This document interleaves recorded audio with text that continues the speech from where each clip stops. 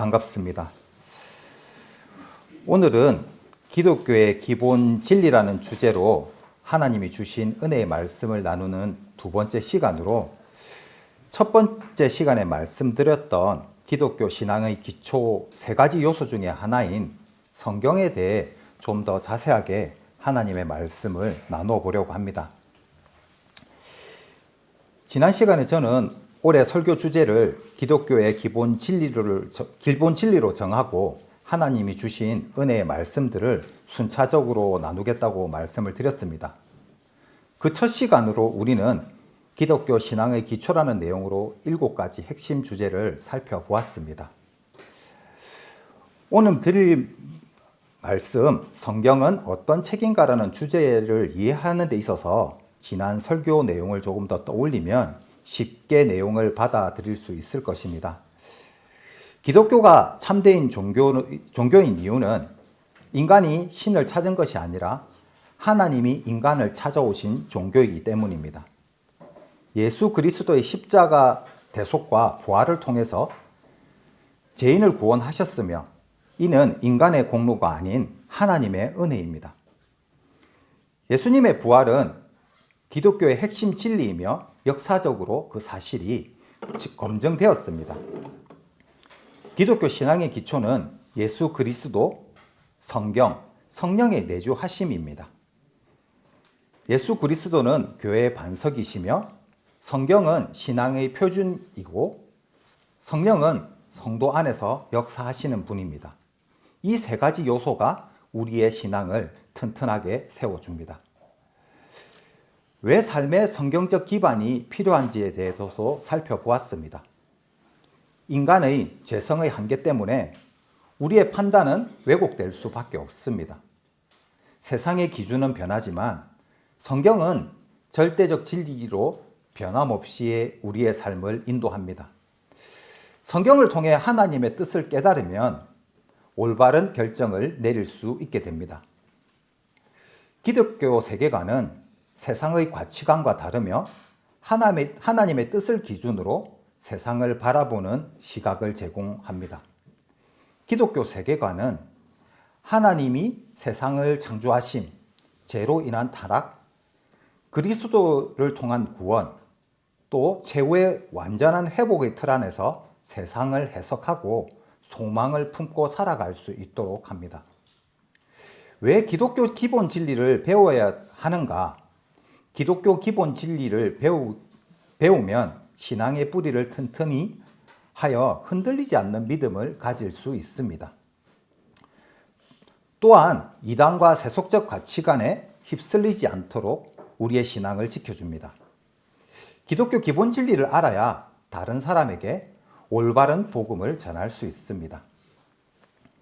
성경 지식을 아는 것만으로 위험한 이유는 머리로만 아는 지식은 마음의 변화를 보장하지 못하며 신앙을 영적 교만으로 이끌 수 있고 지식이 실천으로 이어지지 않으면 위선이 될 수 있기 때문입니다. 성경 지식을 많이 아는 것보다 그 말씀을 삶에서 실천하는 것이 더욱 중요한 것입니다. 기독교인들의 4가지 유형의 신앙을 살펴보았습니다. 전통적 의무적 신앙은 습관적으로 교회를 다니지만 실제적인 신앙의 열매는 없고, 지식만 많은 교리적 신앙은 성경에 대한 지식은 풍부하지만 삶에서 실천이 부족하고, 체험 위주의 감정적 신앙은 은혜로운 체험에 의존은 하지만 말씀의 기초가 부족해서 신앙에 흔들릴 위험이 있고, 성숙하고 균형 잡힌 신앙은 말씀과 성령의 역사, 사랑과 섬김이 조화를 이루며 실천하는 신앙이라는 것을 우리는 살펴보았습니다. 사실 우리의 신앙은 지식이나 감정에만 머물러서는 안 됩니다. 예수 그리스도를 기초로 삼고 성령과 성경의 인도하심에 따라 실제의 삶 속에서 열매 맺는 신앙이 되어야만 합니다. 오늘 본문 말씀은 성경의 본질을 설명하고 있는 말씀입니다. 성경의 영광과 권위, 그리고 신앙과 삶에 미치는 영향력을 이 말씀은 분명하게 보여주고 있습니다. 다시 한번 읽었던 본문 말씀을 한번 보도록 하겠습니다. 모든 성경은 하나님의 감동으로 된 것으로 교훈과 책망과 바르게 함과 의로 교육하기에 유익하니 이는 하나님의 사람으로 온전케 하며 모든 선한 일을 행하기에 온전케 하려 함이니라. 성경은 인류 역사상 가장 많이 읽히고 가장 큰 영향력을 미친 책입니다. 그러나 사람들마다 성경을 바라보는 시각은 다양합니다. 어떤 사람은 단지 도덕서나 고대 문서 정도로 생각을 합니다. 그렇게만 성경을 바라본다면 성경이 전하는 하나님의 구속사와 사랑의 본질을 놓치게 됩니다. 성경은 단순히 윤리 교과서가 아닙니다.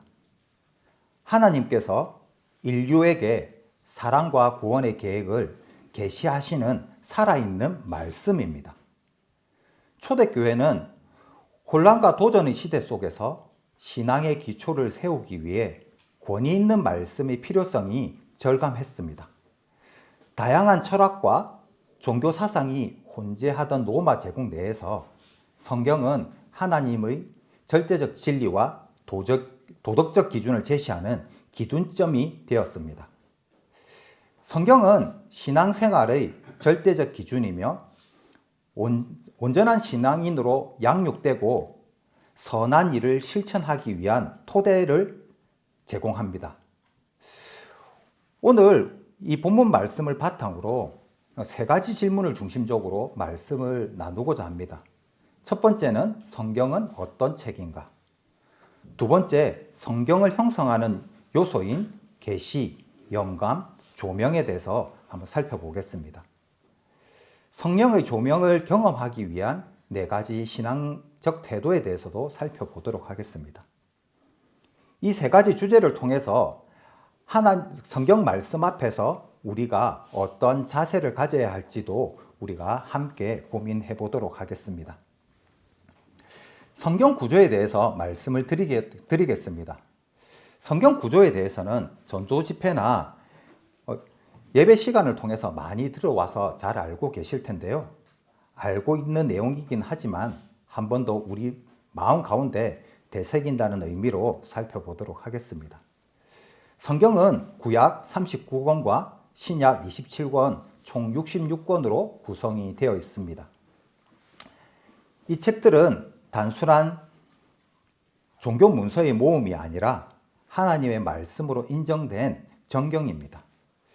정경이라고 하는 것은 하나님께서 영감을 주신 말씀을 기록한 성경책들이 교회를 통해서 공식적으로 인정이 된 것입니다. 구약의 정경은 유대 공동체에서 오랫동안 사용이 되었으며 신약 정경은 사도적 건의와 교회의 공적 검증 과정을 통해서 4세기에 공식적으로 확립이 되었습니다. 성경은 다양한 저자들이 여러 시대의 상황에서 기록하였음에도 불구하고 전체적인 일관성을 그리고 통일성을 유지하고 있습니다. 구약은 하나님의 창조와 인간의 타락 그리고 회복의 역사를 담고 있는데요. 구약의 구조를 요약해서 살펴보면 율법서, 역사서, 지혜문학, 예언서로 구성이 되어 있습니다. 율법서의 내용은 하나님과 인간관계의 형성에 대해서, 역사서는 인간의 실패와 하나님의 인도에 대해서, 지혜문학은 삶의 지혜와 하나님의 경외에 대해서, 예언서는 메시아의 예언과 회복의 약속이 다양한 문학 장르로 독자에게 메시지를 전달하고 있습니다. 신약은 예수 그리스도의 생애와 사역을 통한 구원의 성취와 교회의 확장의 내용을 담고 있는데요.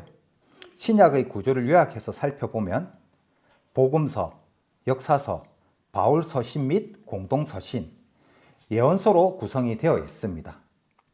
복음서는 예수 그리스도의 삶과 사역에 대해, 역사서는 교회 탄생과 복음 전파에 대해, 바울 서신 및 공동 서신은 신앙생활의 교훈에 대해서, 예언서는 하나님의 최종적 승리로 되어 있지만 단순한 문학적 배열을 넘어서 하나님께서 시대와 장소 그리고 문화를 초월해 인간과 소통하기 위한 섭리와 계획이 담겨 있음을 독자들에게 전달합니다. 성경은 단순한 문학적 배열이 아니라 하나님의 섭리 속에서 시대와 문화를 초월해 주신 말씀입니다. 각 책은 단순한 역사적 기록이 아닌 하나님의 구속사와 인간을 향한 사랑의 메시지로 우리는 읽어야 하는 것입니다. 성경에 대해 많은 사람들이 가지고 있는 오해에 대해서도 한번 살펴보도록 하겠습니다. 성경에 대해 많은 오해가 존재를 합니다. 대표적으로 살펴보면 첫째, 성경이 단순한 역사 도덕서나 옛날 사람의 이야기일 뿐이라는 시각입니다. 그러나 성경은 단순한 윤리의 교훈을 넘어서 그 이상의 것들을 담고 있습니다. 그것은 하나님과 인간 사이의 언약, 그리고 전 우주를 아우르는 구속사의 기록입니다. 둘째, 성경이 모든 질문에 대한 만능 해답서라는 오해입니다. 성경이 삶의 근본 원리나 방향을 제시하지 과학이나 정치와 같은 분야의 구체적인 답을 제공하지는 않습니다. 그 대신에 이러한 문제들을 바라보는 윤리적 기준과 가치관을 제시를 하고 있습니다. 성경의 본질은 하나님의 사랑과 구속의 역사에 대해 집중해 있음을 우리는 기억을 해야 합니다. 인간의 모든 문제를 성경 한 권으로 해결해 보려는 시도는 성경의 본질을 왜곡할 수 있습니다. 셋째, 성경이 시대착오적인 규범이나 법률 집합이라고 보는 오해입니다.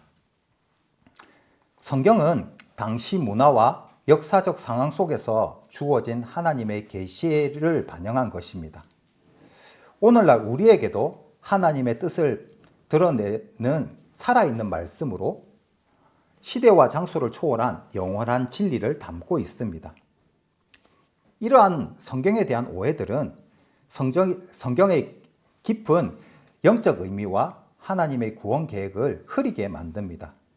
따라서 우리는 성경을 올바로 읽고 해석하는 태도를 가져야만 하는 것입니다.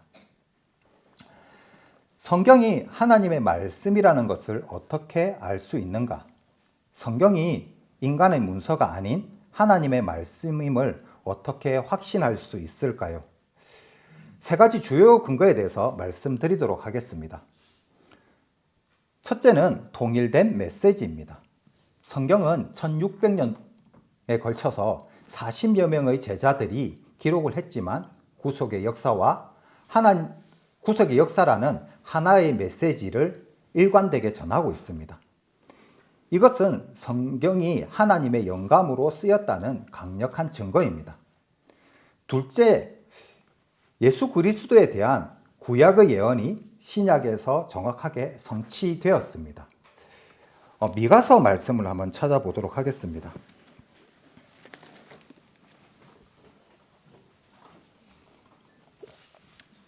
미가서 5장 2절 말씀입니다. 구약의 미가서 5장 2절 말씀입니다.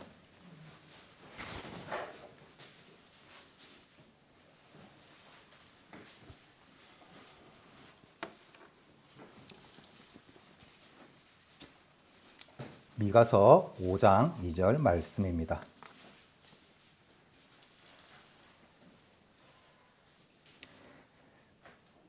베들레헴 에브라다야, 너는 유다 족속 중에 작을지라도 이스라엘을 다스릴 자가 내게서 내게로 나올 것이라. 그의 근본은 상고의 태초이니라. 아멘. 하나님은 예수님께서 베들레헴에서 태어나실 것을 미리 말씀하셨습니다. 구약에 기록된 메시아에 관한 300개 이상의 예언들이 신약 성경의 증거들과 예수님의 삶을 통해 우리는 이 예언이 메시아에 대한 것임을 확신할 수 있습니다. 예수님의 생애를 통한 예언의 성취는 성경의 초자연적인 기원을 보여주는 강력한 증거입니다. 셋째, 성경의 역사적 신뢰성이 고고학적 발견을 통해 입증이 되었습니다. 예를 들어서 히타이트 문명의 존재가 19세기까지 의심을 받았지만 고고학적 발견은 성경의 기록이 역사적으로 실밀한 만한 문서임을 입증하는 데 도움을 주었습니다. 신약 성경의 5,800개 이상의 헬라어 사본과 2만 개 이상의 고대 번역본이 존재를 합니다. 이는 플라톤이나 아리스토텔레스의 저서보다도 월등히 많은 사본수로 신약의 역사적 신뢰성을 뒷받침하는 중요한 증거입니다. 이처럼 성경은 단순한 역사적 책이 아니라 하나님의 구속사를 담고 있는 계시의 말씀이라는 점을 우리는 기억해야 합니다. 더 나아가 성경의 말씀을 통해 영혼이 회복되고 마음이 변화되며 삶의 전체가 하나님의 계획에 따라 정비되는 경험은 성경이 단순한 문서가 아니라 살아있는 하나님의 말씀임을 분명히 보여줍니다. 이건 똑같습니다.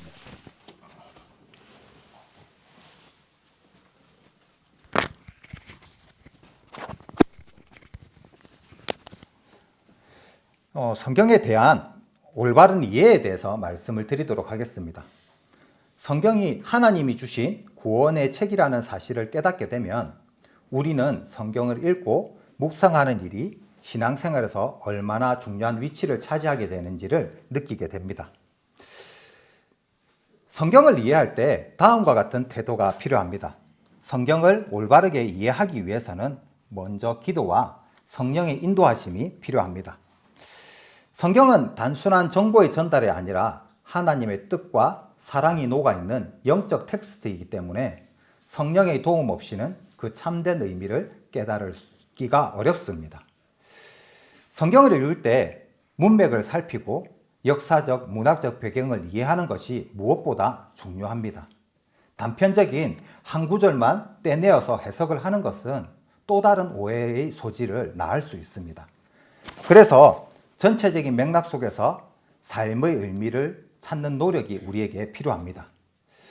이를 위해서 신학적 원칙과 해석학적 방법을 적용하면서 공동체 내에서 서로의 의견을 나누며 성령의 인도하심을 구하는 자세가 우리에게 필요한 것입니다. 성경은 때때로 문자 그대로 해석, 때때로 은유적이고 상징적인 해석이 요구되는 복합적인 책입니다. 성경을 해석하는 데는 몇 가지 원칙이 있습니다. 첫 번째, 성경은 성경으로 해석을 해야만 합니다. 성경은 성경 자체 내에서 해석될 수 있도록 구성이 되어 있습니다. 어려운 구절은 명확한 구절을 통해서 해석을 해야 하며 특정 구절은 성경 전체의 맥락에서 이해를 해야 하는 것입니다. 문맥을 고려해서 단편적인 구절을 해석하는 것은 피해야 합니다. 문맥을 잘 살펴보고 그 구절이 기록된 시대적 배경과 저자의 의도를 이해하는 것이 중요합니다. 성경의 장르, 율법서, 역사서, 시가서, 예언서 등은 맞는 해석 방법을 적용을 해야 됩니다. 가령 예를 들자면 시편의 시적 표현은 문자적으로 해석을 해서는 안 되고 요한계시록의 묵시적 표현은 상징적으로 해석을 해야만 합니다. 그러므로 우리는 각자 겸손한 마음으로 성경 앞에 나아가 하나님의 지혜를 구하며 올바른 해석의 길을 모색을 해야 합니다. 성경은 지적 호기심을 충족하기 위해 기록된 책이 아니라 궁극적으로 말씀과 삶의 변화를 위해서 기록된 책입니다. 아무리 오랫동안 성경을 연구하고 해석을 해도 우리의 일상 속에서 말씀을 붙들고 살아가지 않으면 참된 성경의 의미를 이해할 수 없습니다. 말씀은 언제나 우리의 말과 행동, 인격의 변화로 이어져야 하는 것입니다. 이처럼 성경을 올바로 이해하기 위해서는 겸손히 성령님께 도움을 구하고 문맥을 살피고 구속의 역사를 유기적으로 바라보는 태도가 필요합니다. 그렇게 할 때 비로소 하나님의 말씀이 가진 능력과 진리가 우리의 삶을 온전히 이끌게 됩니다.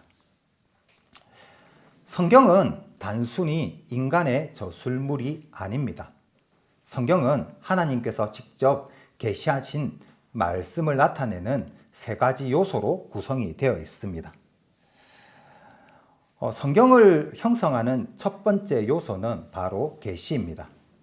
계시는 하나님께서 자신의 본성과 구원의 계획을 인간에게 드러내신 과정입니다. 성경이 기록되기 이전에 하나님은 여러 방법을 통해서 자신을 나타내셨습니다. 하나님은 자연적 계시와 역사적 사건, 꿈과 환상, 선지자들의 음성, 직접 나타나심 등으로 다양한 형태로 자신을 나타내셨습니다. 구약의 선지자들을 통해서 나타난 계시와 신약의 예수 그리스도의 생애와 가르침을 통해서 완성된 이 계시는 하나님께서 인류에게 주신 가장 큰 선물이기도 합니다. 히브리서 말씀을 한번 찾도록 하겠습니다.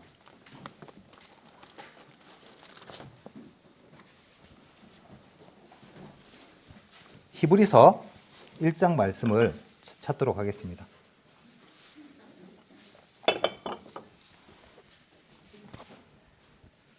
히브리서 1장 1절에서 2절 말씀입니다.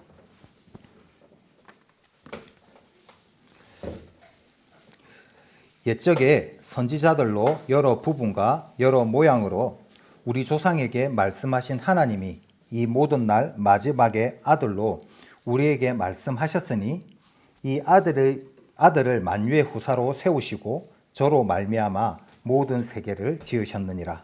아멘. 하나님은 자신이 누구인지 드러내시기 위해서 여러 시대에 걸쳐 다양한 방식으로 계시를 하셨으며 그 계시는 인류의 역사 속에서 놀라운 일관성을 보여주고 있습니다. 계시는 문자만으로 기록된 것이 아니라 인간과 하나님 사이의 생생한 만남과 경험을 통해 우리에게 전달되는 살아있는 진리입니다. 일반 계시는 자연 계시나 우주의 진리를 통해 하나님의 존재를 나타냅니다. 타락한 인간은 이 계시만으로 하나님을 올바르게 알 수 없습니다. 일반 계시만으로는 구체적인 구원의 계획과 예수 그리스도의 복음을 온전히 알 수는 없지만 특별 계시를 통해 구원의 길이 분명하게 드러납니다. 특별 계시는 하나님께서 구체적으로 자신을 알리시고 구원의 길을 제시하시는 계시입니다. 성경이 대표적인 특별 계시 형태이며 예수 그리스도의 성육신 역시 특별 계시의 정점이라 할 수 있습니다. 우리는 말씀을 통해서 하나님이 어떤 분이시며 어떻게 우리를 구원하시는지 명확히 깨달을 수 있습니다. 성경을 형성하는 두 번째 요소는 영감입니다. 영감은 하나님께서 성경 저자에게 주신 초자연적인 역사로 그들이 오류 없이 하나님의 뜻을 기록하게 하신 것입니다.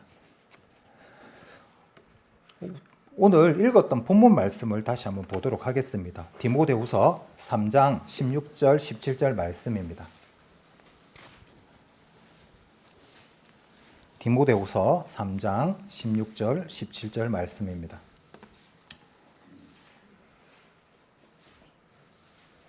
모든 성경은 하나님의 감동으로 된 것으로 교훈과 책망과 바르게 함과 의로 교육하기에 유익하니 이는 하나님의 사람으로 온전케 하며 모든 선한 일을 행하기에 온전케 하려 함이라.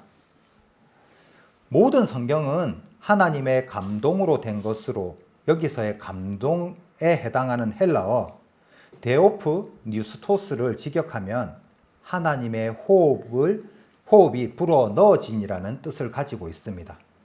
다시 말해서 성경은 사람의 생각과 노력만으로 집필된 인간적인 문서가 아니라 성령의 역사 속에서 하나님의 숨결이 불어 넣어진 책이라는 것입니다. 여러 저자들이 다양한 시대와 문화적 배경 속에서 기록을 했음에도 불구하고 성경 전체가 하나의 일관된 메시지를 전달하는 것은 전적으로 하나님의 영감의 결과입니다. 성령의 영감은 단순히 인간의 창작력이 아니라 하나님께서 직접 개입하신 역사적 사건임을 우리는 믿어야 합니다. 이것이 바로 성경이 단순한 인간의 사상이나 철학이 아니라 하나님의 말씀임을 확신할 수 있는 이유입니다. 전통 개신교 신학은 성경의 영감에 대해서 유기적 영감을 강조하고 있습니다. 이는 성령께서 저자들을 개개인의 인격적 문체, 지식, 배경을 존중하면서도 오류 없이 하나님께서 원하시는 말씀을 기록하게 하셨다는 의미입니다. 그래서 성경은 각 책마다 저자의 특유의 문체와 성격은 드러나지만 동시에 그 중심 메시지는 하나님께서 주신 진리가 일관되게 나타나고 있습니다. 성경이 하나님의 영감으로 주어진 말씀이기 때문에 그 원본에서 오류가 없다는 성경 모성의 교리가 오랫동안 교회 안에 전해져 왔습니다. 시편 12편 말씀을 한번 찾아보도록 하겠습니다. 시편 12편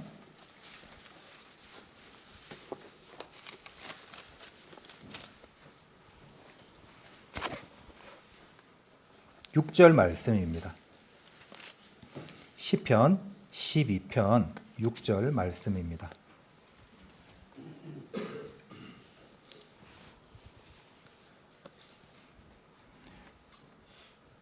여호와의 말씀은 순결하며 흙 도가니에 7번 단련한 은 같도다. 아멘.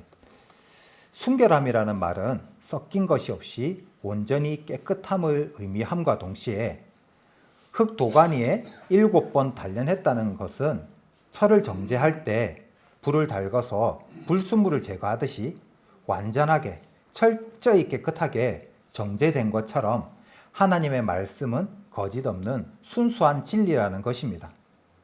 성경의 무호성은 단순히 교회의 전통이 아니라 성경이 스스로 주장하는 내용입니다. 성경의 무호성은 원본에서 오류가 없다는 것을 의미합니다. 오늘날 우리가 사용하고 있는 이 성경은 원본이 아닌 사본을 거쳐 번역된 것으로 일부의 필사적인 오류는 있을 수 있지만 복잡한 사본학적 연구와 하나님의 섭리를 통해서 교회는 여전히 성경의 본질적 진리를 정확하게 보존하고 있습니다.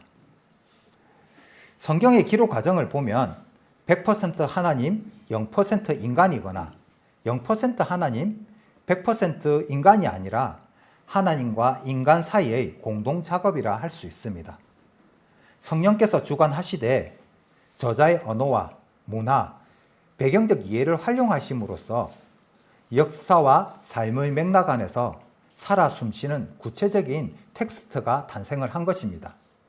이 과정을 통해 우리는 초월적인 하나님께서 역사 속에 들어오셔서 인간과 함께 일하시며 말씀을 주셨다는 사실을 우리는 깨닫게 됩니다.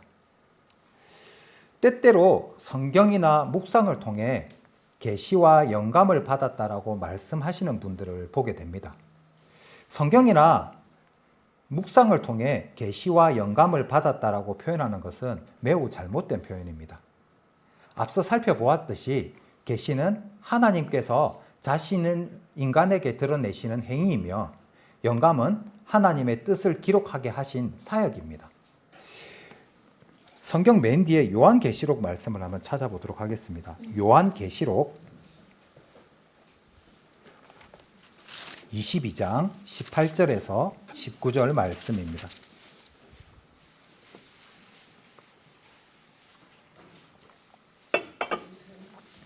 요한계시록 22장 18절에서 19절 말씀입니다.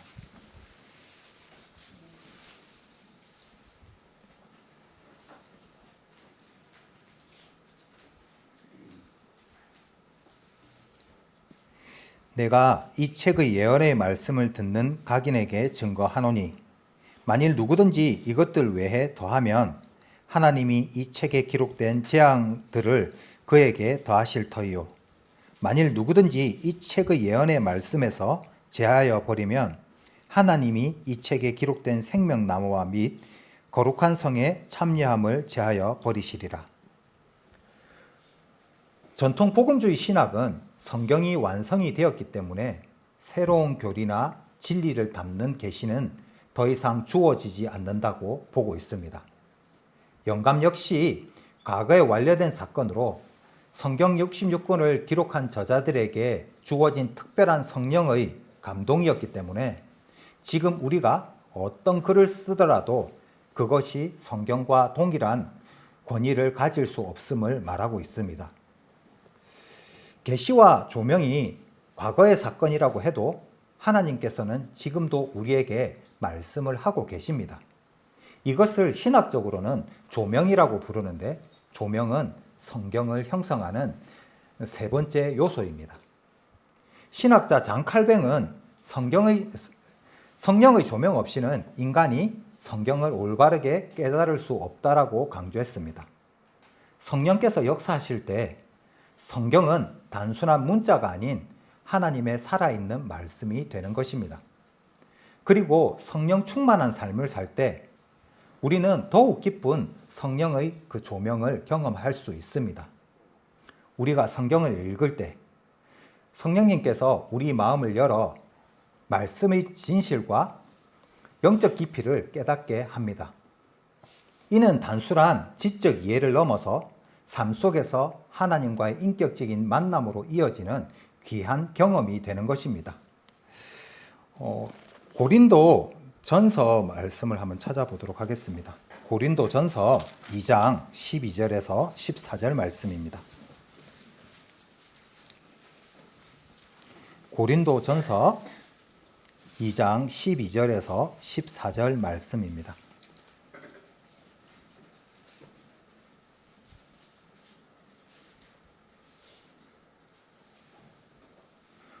우리가 세상의 영을 받지 아니하고 오직 하나님께로 온 영을 받았으니 이는 우리로 하여금 하나님께서 우리에게 은혜로 주신 것을 알게 하려 하심이라. 우리가 이것을 말하거니와 사람의 지혜로 가르친 말로 아니하고 오직 성령의 가르친 것으로 하니 신령한 일은 신령한 것으로 분별하느니라. 육에 속한 사람은 하나님의 성령의 일을 받지 아니하나니 저희에게는 미련하게 보이며 또 깨닫지도 못하나니 이런 일은 영적으로야 분변함이니라. 아멘. 조명은 또한 성경 말씀의 의미가 단지 과거의 사건이 아니라 과거의 사건이나 역사적 기록에 머무르지 않고 오늘날 우리 각자의 삶에 적용되는 살아있는 원리임을 깨닫게 합니다. 성령의 조명이 없이는 성경 말씀이 우리 마음속에 뿌리 내리지도 못하고 단지 읽는 문자에 불과하게 되는 것입니다. 우리가 성경 말씀을 읽고 그것이 하나님의 말씀임을 확신하며 그 내용에 대해서 영적인 가르침과 깨달음을 얻는 것은 성령의 내적 증거 덕분 때문입니다. 앞으로 좀 넘겨서 요한복음 16장 말씀도 한번 찾아보도록 하겠습니다. 요한복음 16장 13절 말씀입니다.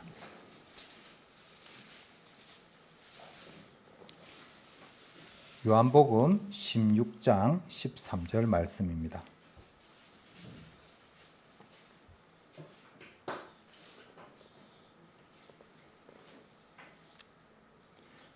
그러나 진리의 성령이 오시면 그가 너희를 모든 진리 가운데로 인도하시리니 그가 자의로 말하지 않고 오직 듣는 것을 말하시며 장래의 일을 너희에게 알리시리라.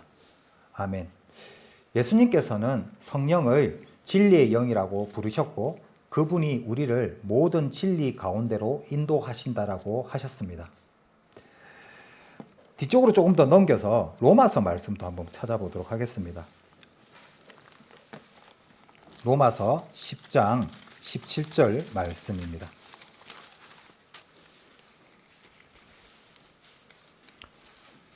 로마서 10장 17절 말씀입니다.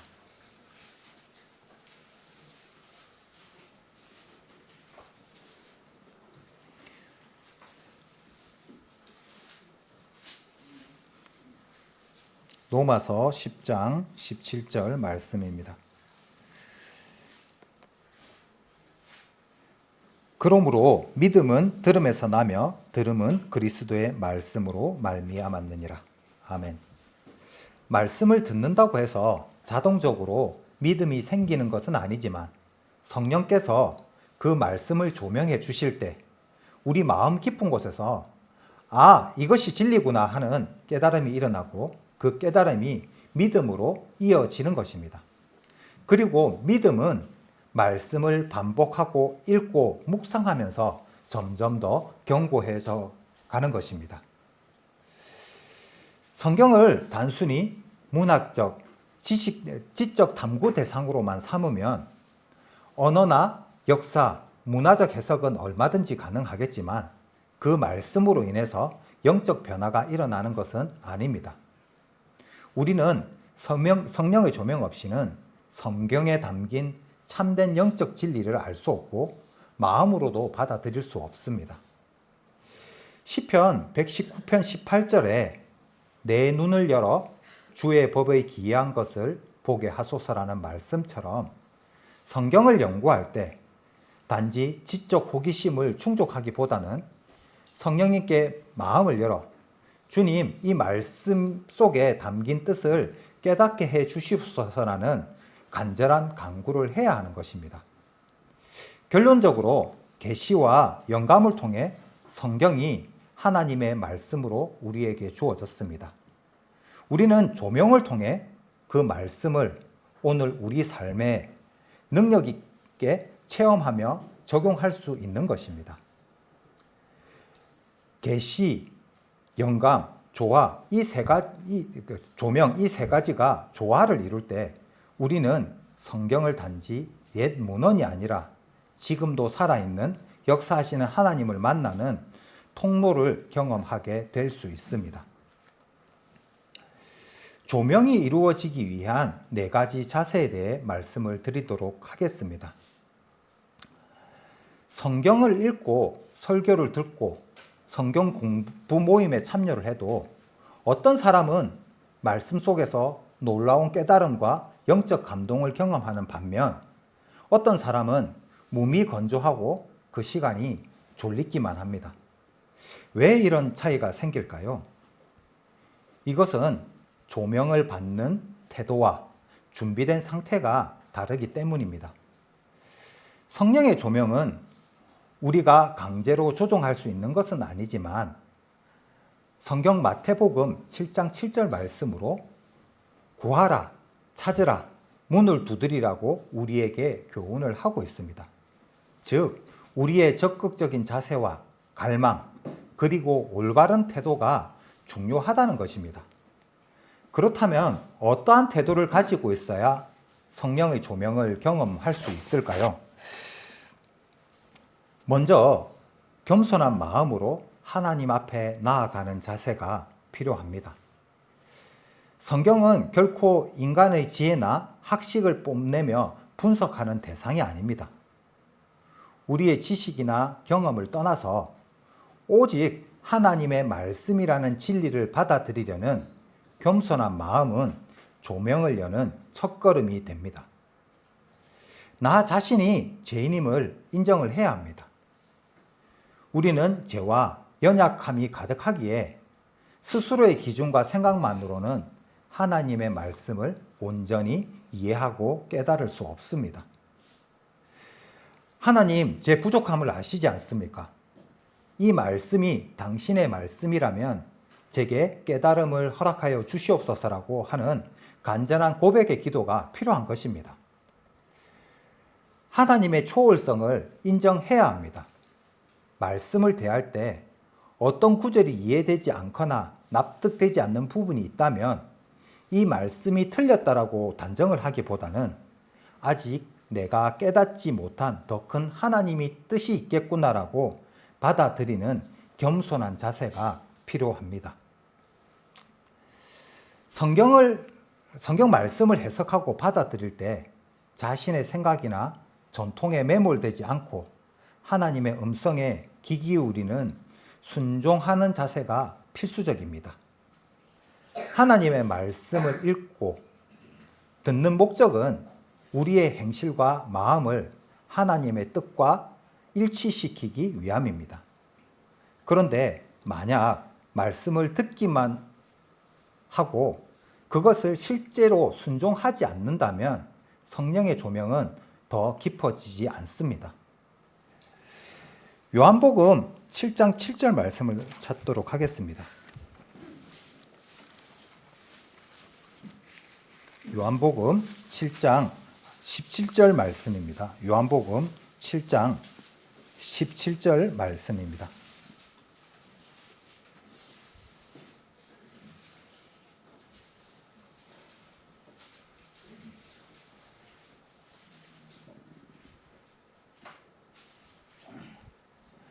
사람이 하나님의 뜻을 행하려 하면 이 교훈이 하나님께로서 왔는지 내가 스스로 말함인지 알리라. 아멘. 예수님께서는 누구든지 하나님의 뜻을 행하고자 하는 자는 이 교훈이 하나님에게서 났는지 내가 스스로 말함인지 알리라라고 말씀을 하셨습니다. 하나님의 말씀을 행하려는 의지와 결단이 있을 때 성령님께서 더 밝은 깨달음을 보여주십니다. 왜냐하면 하나님은 우리의 지식보다 우리의 순종을 더 기뻐하시기 때문입니다. 데살로니가전서 5장 16절에서 18절 말씀처럼 항상 기도하라, 쉬지 말고 기도하라, 범사에 감사하라와 같은 간단하면서 깊은 명령부터 순종해 보십시오.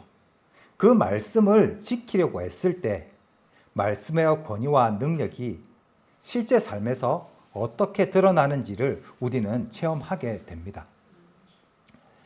두 번째, 기도하는 삶의 자세가 무엇보다 필요합니다. 성령의 조명을 경험하기 위해서는 지속적인 기도의 삶이 뒷받침되어야만 합니다. 말씀을 읽기 전에 그리고 읽는 도중에도 하나님께 기도하며 성령님의 인도하심을 구하는 것은 필수적입니다.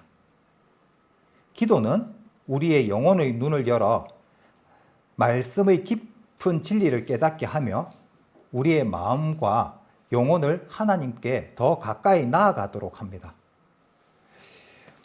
뒤로 조금 넘겨서 야고보서 말씀도 한번 찾아보도록 하겠습니다. 야고보서 1장 말씀입니다. 야고보서 1장 5절 말씀입니다.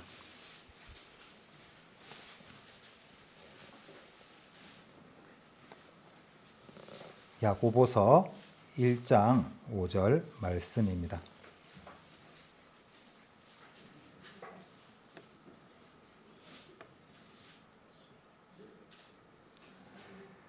너희 중에 누구든지 지혜가 부족하거든 모든 사람에게 후히 주시고 꾸짖지 아니하시는 하나님께 구하라. 그리하면 주시리라. 아멘. 우리가 말씀을 앞에 두고 하나님 이 말씀 속 진리를 깨닫게 해 주시옵소서라고 구할 때 성령님께서는 우리의 눈을 밝히셔서 말씀을 심층적으로 이해하게 하십니다. 그런데 말씀을 단지 깨닫는 것만으로는 충분하지 않습니다. 가정, 직장, 교회, 대인관계 속에서 하나님의 말씀을 어떻게 적용할 수 있을지 기도하면서 구체적인 지혜를 구할 때 성령님께서 말씀을 살아있는 능력으로 우리 삶 가운데 적용시켜 주십니다. 세 번째로 성경적으로 공동체의 교제하는 자세가 필요합니다.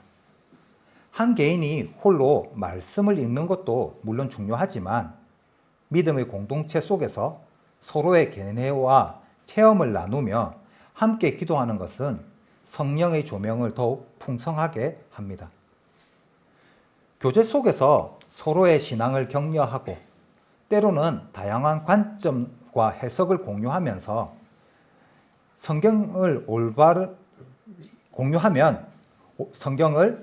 올바르게 이해할 수 있게 됩니다. 공동체 속에서의 대화와 나눔은 성령께서 각 사람에게 주시는 조명의 빛을 더욱 넓고 깊게 경험하게 만듭니다. 마지막으로 성경 말씀을 깊이 있게 연구하고 학습하는 자세가 필요합니다. 디모데후서 2장 말씀을 한번 찾아보도록 하겠습니다. 디모데후서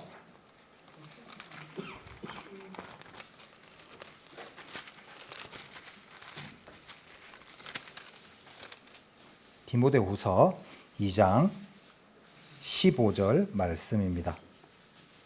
디모데후서 2장 15절 말씀입니다.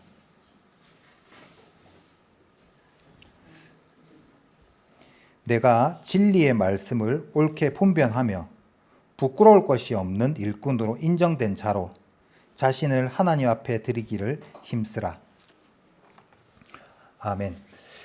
신학적 지식과 역사적 배경, 문학적 특성을 이해하려는 노력은 말씀의 해석에 큰 도움이 됩니다.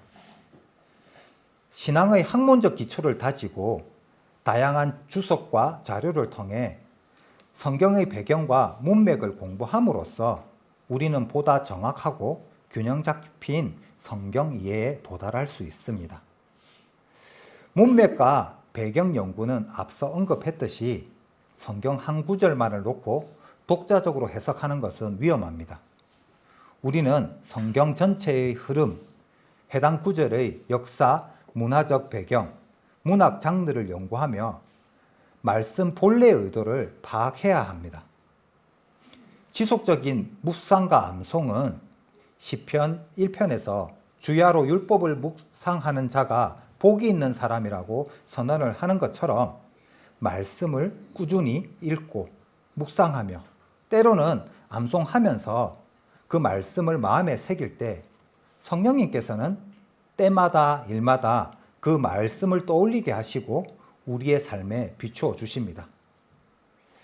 방금 언급한 4가지 자세, 겸손과 순종, 기도하는 삶, 성경적 공동체와의 교제, 그리고 연구와 학습은 성령의 조명이 우리 각자의 삶 속에 임하게 하는 가장 중요한 조건들입니다. 이 자세들을 통해 우리는 성경 말씀에 담긴 영원한 진리를 온전히 깨닫고 그 빛 속에서 참된 신앙생활을 누릴 수 있게 됩니다.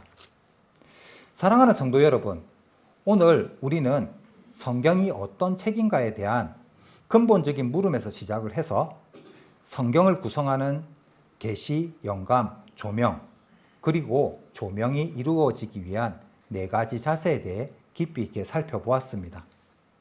성경은 앞서 말씀드렸듯이 단순한 고서가 아니라 하나님께서 인류에게 주신 살아있는 말씀입니다.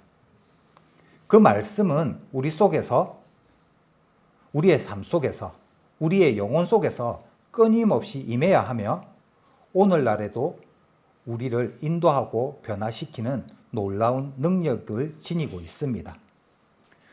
우리는 이 말씀 앞에 겸손히 나아가 기도하고 그 말씀을 연구하고 그리고 믿음의 공동체 속에서 서로 격려하며 하나님의 뜻을 깨닫도록 힘써야만 합니다. 성경 말씀을 단순한 문서적 지식이 아닌 우리 삶과 영혼을 변화시키는 살아있는 빛으로 받아들일 때 우리는 진정한 신앙의 길을 걸어갈 수 있습니다.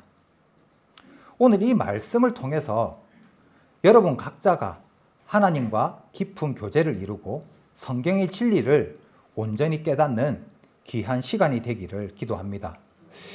우리의 삶 속에서 하나님의 계시가 빛으로 임하며 우리가 걸어가는 모든 길에 그 은혜와 사랑이 가득하기를 소망합니다. 말씀을 묵상하고 그 말씀에 순종할 때 우리의 삶은 분명하게 변화됩니다. 성경을 단순한 지식으로만 남겨두지 않고 구체적인 실천을 통해서 하나님의 뜻을 따라 살아갈 때 우리는 성경의 진정한 능력을 경험할 수 있게 됩니다. 베드로가 성경의 진리를 깨닫고 담대한 복음 전도자의 삶을 살아갔던 것처럼 우리가 말씀 앞에 설 때 하나님께서 우리의 삶을 변화시키십니다. 성경을 단순히 읽는 것이 아니라 매일의 삶에서 말씀을 실천하는 것이 중요합니다. 이번 한 주 동안 성경을 통해서 성도님들 개개인에게 전달되는 하나님의 말씀을 삶에 어떻게 적용하시겠습니까? 한 장만 넘겨서 오늘 본문 말씀을 다시 한번 보도록 하겠습니다. 디모데후서 3장 16절 말씀입니다. 모든 성경은 하나님의 감동으로 된 것으로 교훈과 책망과 바르게 함과 의로 교육하기에 유익하니 이는 하나님의 사람으로 온전케 하며 모든 선한 일을 행하기에 온전케 하려 함이니라. 아멘. 이 본문 말씀처럼 성경이 가지는 능력은 바로 이런 것입니다. 이번 한 주 동안 이 말씀을 묵상하며 말씀을 실천할 수 있는 작은 목표를 정해보시기 바랍니다. 예를 들자면 하루에 한 구절씩 필사를 한다거나 기도하는 습관을 들이는 것도 좋은 방법일 것입니다. 기도와 실천을 통해서 성경이 여러분의 삶을 이끌어가는 살아있는 능력이 되시기를 축복합니다.